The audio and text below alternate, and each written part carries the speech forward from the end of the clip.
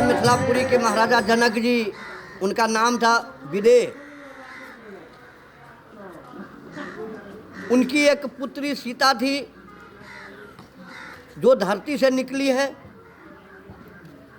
उसने छोटा था तो जनक जी महाराज कहीं सभा में दूसरी जगह चले गए तो अपनी रानी को बोले, सुनैना माता के जरानी, जब मैं जा रहा हूँ फलाने जगह, ये जरा धनुष के पूजन कर देना। बोला जी महाराज आप जाइए।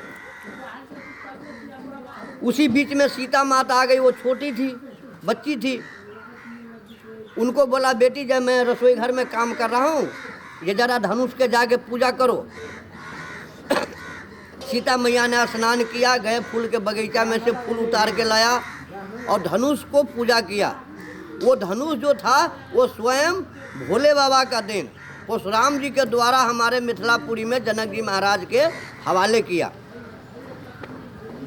जब सीता माता ने 6 साल के उम्र में जब धनुष को उठा लिया तो जनक जी महाराज को मालूम हुआ ये हमारी बेटी जब 6 साल के उम्र में जब इस भारी वीर को उठा लिया है तो ये लगता है कोई देव पुरुष है, ये हमारी बेटी बनकर आया है हमारे घर में, तो इसको शादी हम वीर से करेंगे और उस वीर से जो इसको खंडित करेगा माने तोड़ देगा।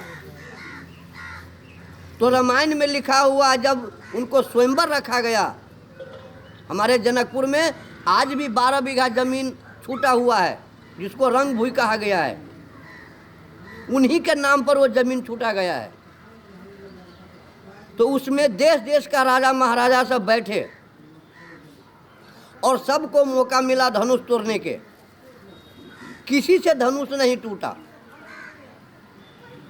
जब किसी से धनुष नहीं टूटा था जनक जी महाराज का मालूम हुआ ये इतने बड़े बड़े वीर है और किसी से धनुष नहीं टूटा।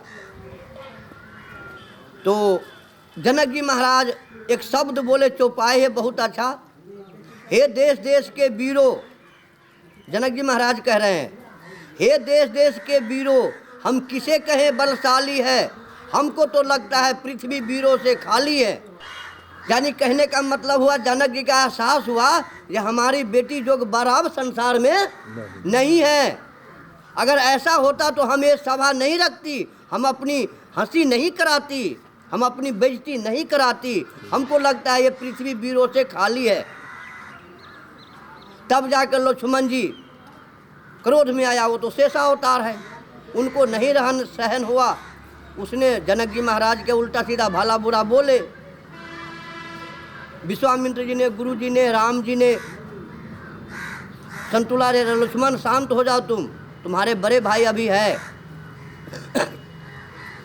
गुरु जी ने राम जी को बोले, ऊठहूँ राम भंजहूँ चापा, मेटहूँ तात जनक परतापा।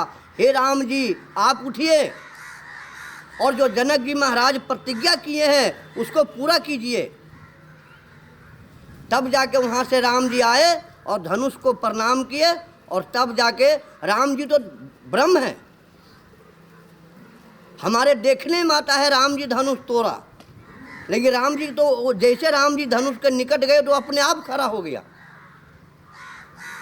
और जब राम जी धनुष के सामने में गए तो लक्ष्मण जी बाण चढ़ा के, चाँप चढ़ा के और धरती माता पर बैठ गए और धरती माता के कहे, धरती माता हमारे राम जी जा रहे हैं धनुष तोड़ने, आप डगमगाइएगा नहीं, आप शांत होकर रहिए। तब जाके धनुष 3 टुकड़ा में हुआ। एक टुकड़ा तो वहीं जमीन में चला गया जो हमारे जनकपुर में राम मंदिर है, राम मंदिर के सामने में धनुष सागर नाम का तालाब है, कुंड है, जिसका नाम धनुष सागर है। एक टुकड़ा वहीं जमीन में चला गया। ऋषि मुनि सब बताते हैं कि एक टुकड़ा आसमान में लग गया आकाश में, और एक टुकड़ा जो बचा वही हमारे धौंसा जिला में वहाँ जाके गिरा, जिसको धौंसा धाम से जानी जाती है।